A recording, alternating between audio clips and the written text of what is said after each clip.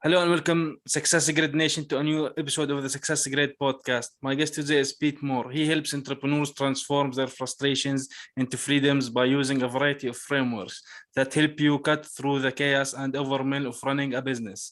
With over 25 years of experience as a business owner, he has redefined many of his tips, tools, and techniques in the trenches within his own business. Pete, welcome to the grid. Thanks so much. It's just a pleasure to be here with you today. Awesome to have you here. You are the founder of Simplifying Entrepreneurship, also, That's right? Awesome. Mm-hmm. So I want to start with this. Simplifying entrepreneurship. What does that mean to simplify entrepreneurship? Because when we think about business entrepreneurship, it's a wide west, I think, maybe. So talk us about your story and how did you now doing the simplifying entrepreneurship. Yeah. So Hussein, like you said in the intro there, I've been in business now, 27 years. And, one of the things, as you can see, for those of you, if anybody's watching, I don't have much hair. I've already pulled it all out. And that's because business is hard and business is overwhelming and business is tiring and, all of those things. But at the same time, there are ways to simplify things. There are ways to cut down the chaos and, create clarity in your business. And that's basically what I do, Hussein. Through the experiences that I've had with all the different businesses that I own, I currently own some retail stores as well as I'm a business coach and what have you. But from that perspective, I've been able to test and try a lot of these things in my own businesses. And then I, have some other I'm a Business Made Simple certified coach as well. We have lots of different tools and things like that. But the real big deal is that most people who are entrepreneurs want more time back. They want their life back a little bit. And, they're maybe tired and overwhelmed with all this craziness. So that's basically what I do with a lot of the stuff that I work with Simplifying Entrepreneurship, is helping them create the systems, the frameworks, the foundations that are going to free up their time, make them have a better life, allow them to have a better life and have a better business. Yeah, exactly. Because when usually people think about going to work for their own, having businesses and start companies, and they are already working for somebody else, it's like they are starting to think, yeah, it's freedom. Now I'm going to do whatever the hell I want to do, right? Yeah. But what the truth of the matter is, when you're starting out, especially by yourself, and you don't have, for example, a team, you start bumping into a lot of roads, a lot of things, a lot of blocks that you actually see that, I am going to do a lot of things, So that's for sure. Yeah. So what are the keys to entrepreneurial success and how we can simplify these things? What do you do with your clients? Well, I kind of have this framework that I use a lot of saying, it's called the 4 Ps. And from that perspective, whether you're just starting a business or whether you actually have had a business for a long time, the first P is called product. And everybody knows product, but you could also, if you sell service, it's also the service, but it's what you sell essentially. And with regards to that, for people that are starting something new and starting up, most often what happens is they get too overwhelmed with the idea of perfecting the product before they even launch it. And, 9 out of 10 businesses fail, and a lot of them fail before even their first business is launched or first product is launched because they burn out of their cash. And every business needs a cash flow to get going. So the idea there is that, once your product is up to sort of 70% ready, it's got to get out to the public. It's got to go. And for those of you that have been in business like me for many, many, many years, what you need to do is you need to kind of apply the 80-20 rule to your products and your services. And you need to go back and look at some of your legacy products, those products that have been around for a long time, and see if they're really serving your business and serving your client the way they once did. Are they as profitable? Are they as, are they taking too much of your time for what it's worth? Is it truly what people want today? Just because you've done it forever doesn't mean you have to continue to do it. So you kind of look at that 10%, carve off that 10% with your 80% that's sort of in that middle. You want to really be assessing those, addressing those, and advancing those in ways that are, make them either cheaper, more efficient, or faster. so that your clients can get those easier, essentially. And then you're using the last 10% to be looking for the new stuff that's coming out. You want to be at the lead end of your product as opposed to the tail end of your product. And I mean, in a nutshell, that's how, there's lots of different tools and systems in behind that, but you want to really be looking at your product and seeing if it's still serving your customer and your promise to your customer in the way that people will pay for it and you can make money from. Yeah, exactly. So basically, anyone who wants to start a business and be an entrepreneur, they want to do that because they want to actually solve some kind of a problem for certain people, right? Yeah. So do you recommend like picking, for example, a certain niche, or because sometimes people having trouble with doing exactly or choosing exactly what they want to go after, so sometimes we go broad, you know what I mean? So what's your take on this one, how to solve certain problems for certain people? Yeah. So for me, you need to go as broad as you need to go to get some cash in the door if you're just starting. But ultimately, you want to be as narrow as you can, and you want to service your ideal client every time. And when you're servicing your ideal client, there's more money, there's less frustration, there's, systems can be, what if you're serving a smaller group of people, you can really set up your systems. And we'll talk a little bit about the next process, or the next P is process, and from that idea, once you get into that sort of framework of who that is, and it's a lot easier to set up all the processes around your business if you're actually servicing a narrower niche, and you can make those as efficient as you possibly can. And once you've really carved that out, if you have the opportunity and the freedom to move out and expand it, then you can do that later. But from the first point, it's really try to be as narrow as you can, providing you actually have a large enough audience that you can have that cash flow coming in, right? You can't be too narrow that you're not going to have any clients.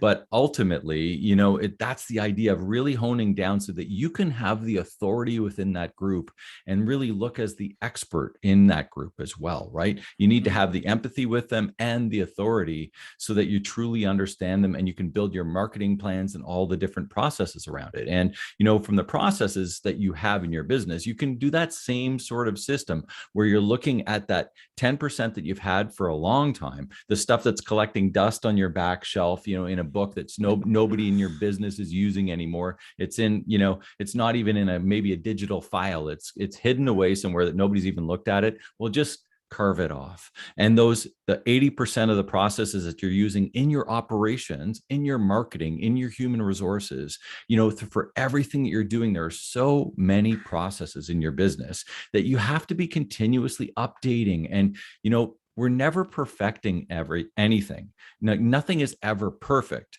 but we're always working towards perfection. And I think that's the thing, where we're always making continuous improvements, and all of those 2% improvements in your process can really add up to huge numbers in your profit.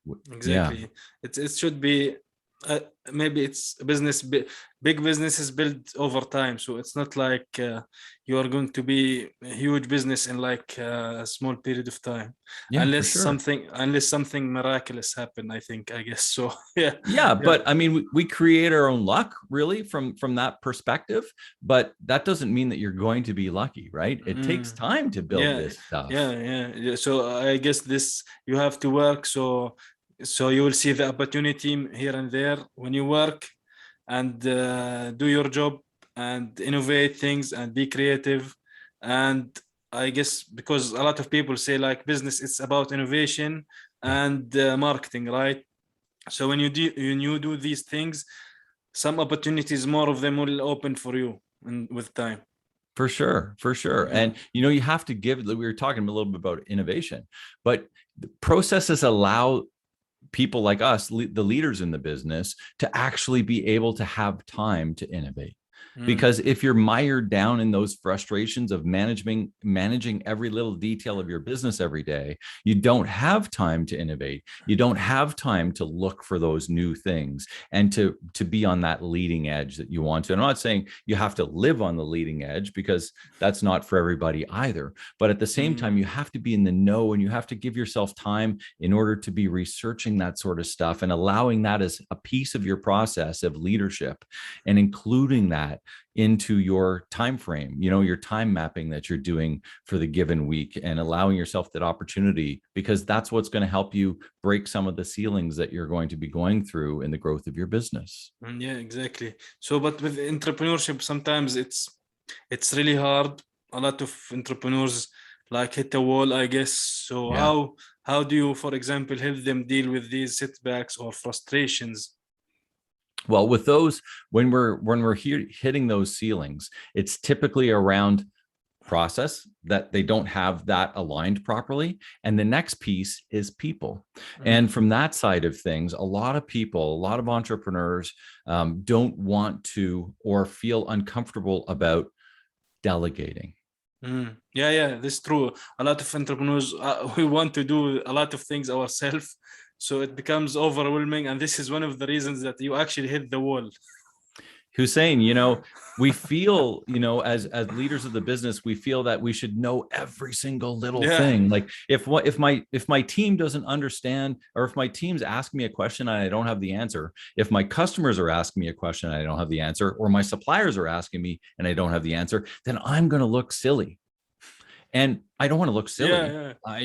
Like I'm the leader, right? But ultimately, as your business grows, you have to accept the fact that you are not going to know every little thing in your business, and be okay with it, and make sure that you have the right team, which is the third P is people, right? So, and in that people, I break those down into three. So one of them is your team. One of them is your ideal customer that we've talked a little bit about. And one of them are ideal suppliers and people helping you deliver your promise. But with regards to the team, if you feel that you look silly to any of those three, then that's a personal thing that most leaders need help to overcome.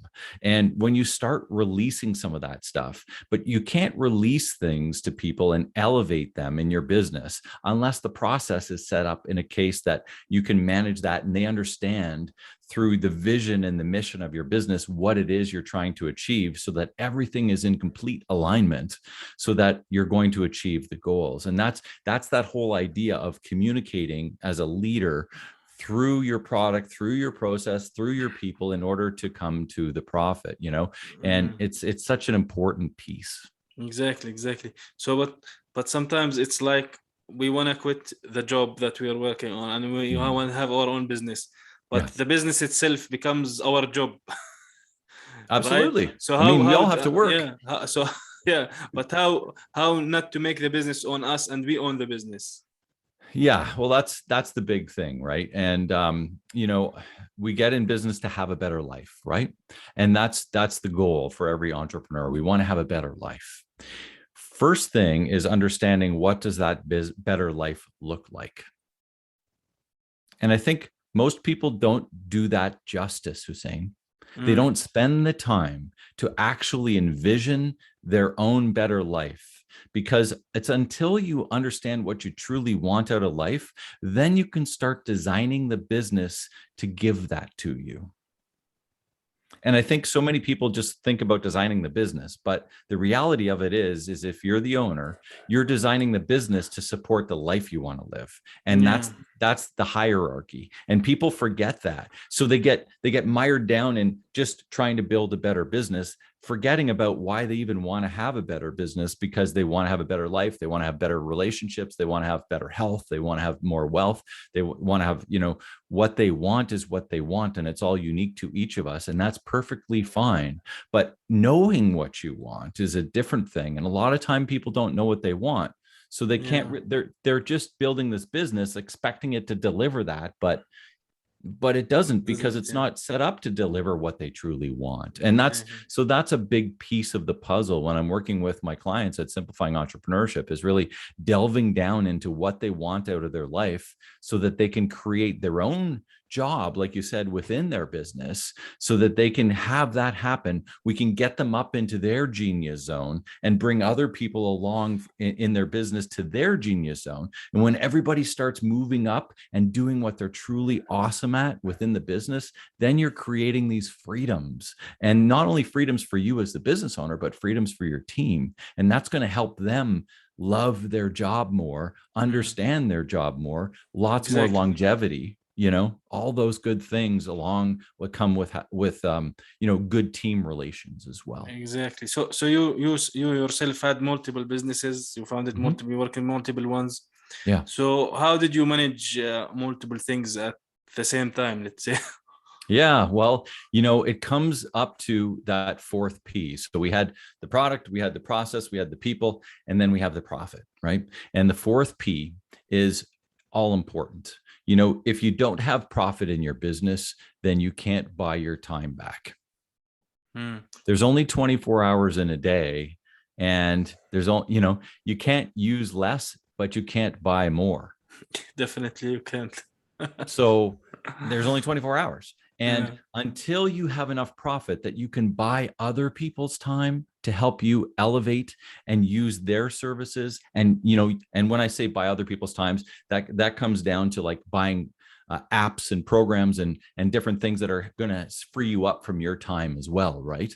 So all of those things that free you up from your time, until you have enough profit that you can take some of that profit and buy other people's time, then it's going to be pretty overwhelming. And a lot of people go through that, especially when they're starting up. You just need to get through that first 1, 2, 3 years, depending on your business, and put in the time in order to get yourself to a level of profit where you can actually start coming back, buying some other people's time, and having other people manage those day-to-day operations for you. Because when that happens, then you've getting your time back, right? Exactly. And that's how I've been able to do it all these years, is I actually have set up these systems, the processes that allow me to understand, everybody in my business knows what they need to do. They're all capable of what they need to do. They have the capacity of what they need to do. And the business, in fact, runs even better in a lot of areas, because not every entrepreneur is good at every area of their business. Definitely. In fact, none of us are, right? It has to be a master of everything. Right. So you start hiring masters in the areas that you either don't want to do or are not good at.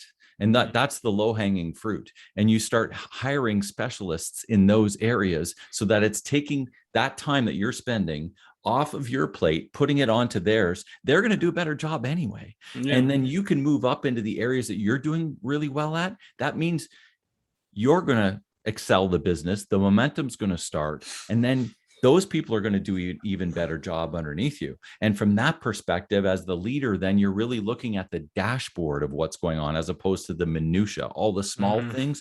You let those go, and you're having the meetings, and you're having your conversations around the bigger things, because they've got the small stuff tackled. And that's a big part of what I'm working with my clients as well, going through that and how to lay that out and who's accountable, right? We need an accountability system in our businesses so that people are accountable for getting the stuff done. But from a leadership perspective, we need to let them know what the heck we need done, right? Of course. Because if the entrepreneur basically have a team and he like doing most of the job or most of the things that he done and does not do things, does not delegate, so who's to blame eventually if the business fails? Yeah, the entrepreneur himself, herself, whatever. Yeah, so exactly. So you have something called the wheel of momentum, right? I do. Yeah. What was that exactly? So the wheel of momentum is really it's one of the models. I love to do little models and different things like that. And one of the little models around that is, if you're looking for momentum within your business, there's 6 C's. So we talked about the 4 P's, and I'll do this quickly. I know we're in a time limit here, but from the perspective of the 6 C's that revolve around momentum, everything always starts, Hussein, with clarity. Yeah. So we need to go back. It's all, like I said, even off the, when we talked about entrepreneurship, you need to have full clarity of what you want out of your life in order to build a business. Well, you need to have full clarity out of whatever it is you're going to do, that you're looking for the momentum. So we're building around clarity. And then once we have the clarity, the next C is confidence. We're starting to see what this could do, and we're starting to feel confident about it because now we have the clarity. And then after the confidence comes competence. Now we're going to start building the competence that we need to actually push this through. And how do we do that? We do that through cooperation. So we're going to go out and look for the who's, those people that can help us get through what we need to do to build the momentum. And once we've done that, and we get capacity. And capacity, such an important piece. Doesn't matter what business, you actually have to have the capacity to grow and to have momentum, right? And once you have the capacity, the last C, the sixth, is creativity. And we talked a little bit about that too. If you don't have the capacity, if you're always mired down in all the frustration, you'll not have chance or time to have any creativity. And once you've got the creativity, then you're going to start the wheel of momentum again. You're going to go back into clarity about what you're thinking about and how you can grow your business, and go through confidence, competence, cooperation, capacity. And that's how this momentum builds within your business in any area of your business.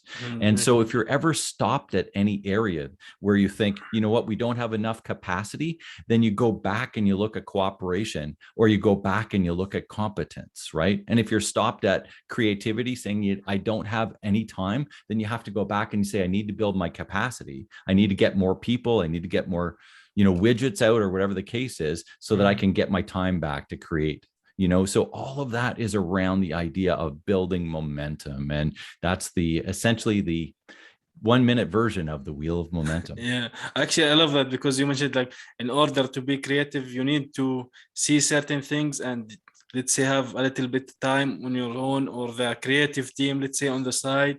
Yeah. So there's like some kind of a brainstorming session or whatever.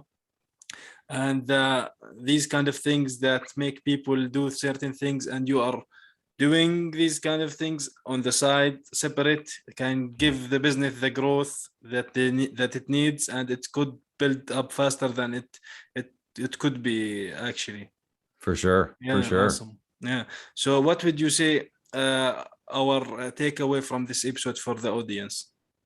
Well, I mean, I think the best takeaway here is to look at those P's that we talked about. Look at your product. Look at that 10, 80, and 10. How can you advance? How can you address them? How can, all of those things through the product, through your process. Look at your old processes. Look at all of the stuff that you're doing, and how can you make them a little bit better? That 2%, remember, compound interest makes a big difference in the long haul, right? And then look at your people. Look at your ideal customer. We didn't talk a lot about your ideal customer, but who is your ideal customer? And really hone that down. Who's the worst customer you've ever had, and who's the best customer you've ever had? You can probably think of both of them right now. Write a list of both of them and find out what it is going to be in order to get to the best customers all the time, and how you can repel your worst ones. You don't want any more of them, so don't market to them, right? And then your ideal suppliers, which is one of the other things we didn't quickly talk to, but with regards to that, it's whoever's helping you deliver your promise. If you sell a product, is it the manufacturer? If you sell a service, maybe there's other people that are involved there that help you deliver your promise. Are they the right people? Is there anyone out there that's better? And how can you make that relationship even stronger? And so those are things. I mean, if you sat down after this podcast for half an hour and wrote those 3 things down, and just kind of wrote down my best and my worst and how I can improve, I can tell you, you're going to come away with some takeaways. And they seem simple, but people don't actually take the time to do this enough. And if you're going to find some takeaways that could be really extremely beneficial for your business over the next year. Yeah, sometimes we overthink things. Sometimes the simple things are the things, and the basics are the things to start with. At least you need to start with it. It's always the basics you need to start with. You don't start with the complicated things. Yeah, that's why we call it simplifying entrepreneurship, right? We want to take Exactly. the complicated things, like we just talked about, a lot of complicated things, but put them into a framework that's easy and simple to understand so that we can actually put it in our heads and then make an action plan. Exactly. So, Pete, where can people get in touch with you? Best way is to go to Simplifying Entrepreneurship. So just Google Simplifying Entrepreneurship and you'll find, or simplifyingentrepreneurship.com. You'll find my podcast there. You'll find my website there. I'm on LinkedIn and Instagram.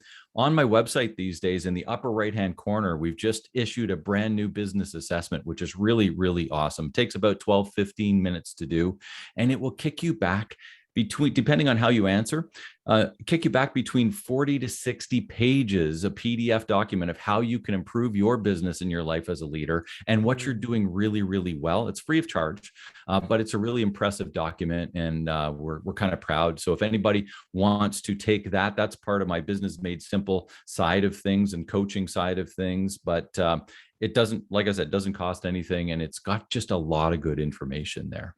Amazing, amazing. Well, it's simplifyingentrepreneurship.com. Well, That's right. thank you, Pete, for being here today with me on this episode. Hussein, it's been a pleasure. Thanks for having me.